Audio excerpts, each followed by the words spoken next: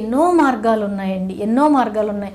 మీకు నేను చెప్పాను మంగళవారం నాడు ఇలా చెయ్యండి. చాలామంది నాకు ఫోన్ చేసి కూడా చెప్పారు. మా స్టాఫ్ అంటుంటారు, అమ్మ మీరు ఇలా చెప్పారనేసి పలానా ఆవిడ అమ్మ మా అప్పు తీరిందమ్మా, లేకపోతే మేము ఇలా సంతోషంగా ఉన్నాం, మా వ్యాపారం బాగుందనేసి చెప్తున్నారు మేడం అనేసి అంటుంటారు. అలాగే నేను ఎందుకు చెప్తున్నానంటే ప్రతి మనిషి కూడా ఆలోచించాలి, టైం రావాలి. టైం వచ్చింది అని అంటే అన్ని సమస్యలు కూడా క్లియర్ అయిపోతాయి.